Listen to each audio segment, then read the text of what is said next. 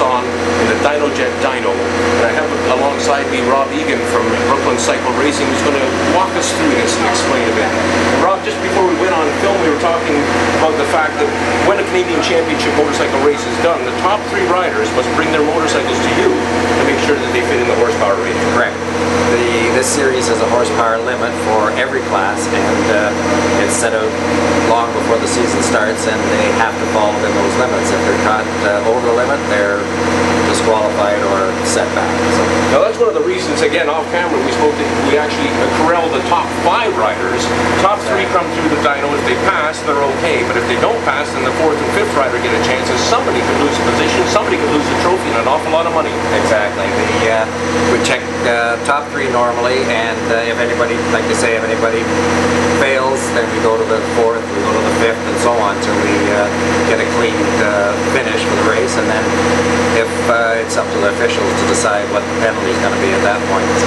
But it's not just being a horsepower cop for you, you're also providing a service for the race customers. Exactly, that's mostly what we do here, because the bikes are all electronics now, and tuning is a big part of the performance of these things. So we're here for the riders to help them with any problems they have and to get the maximum out of their bikes and make sure they're within the limits. Walk us through this thing. I know that when the bikes come up, the front wheel goes into here, you lock it into place, the back wheel sits on the roller drum. Right. That roller drum will roll according to the tire. Now once that thing gets spinning at high speed and what have you, it actually is pushing the motor, is it not? No. Well, it can, but we can control with the computer. It has brakes on it, like it has an eddy current brake where we're able to stop in an emergency, but that's an 1,100-pound chunk of steel there. It's an inertia dyno, so that's why it's so accurate. It's fair for everybody.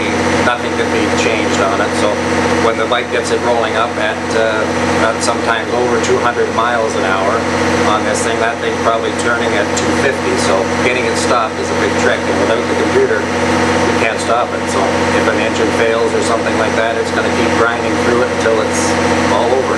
Can you walk us through that a bit and explain what's going on? Well, what we do is we mount the bike in the dyno. We can pick up RPM, we can pick up the O2 readings, which is the most important, so especially for the electronics. So we'll set the bike in the dyno, we'll warm it up properly, run it through its paces, and check the O2 reading, and we can see from what RPM to red line, whatever we decide, if the fuel is actually burning properly.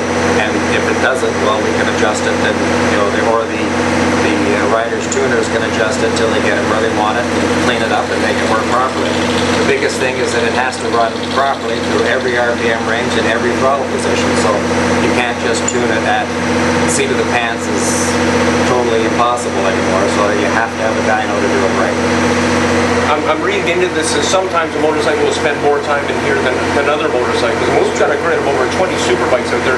There must be a lineup here at times. Oh, there is. Yeah, we spend first race of the year. I didn't get out of the dyno from 8 o'clock in the morning till 6 o'clock at night, and it's we probably do sometimes in excess of 1,000 pulls a day, which is that could be 50 or 60 motorcycles doing 50 or 60 pulls each till they get till they get an idea where they're at. They'll go back to their pits, do some changes, come back, try it again until they get it where they want it.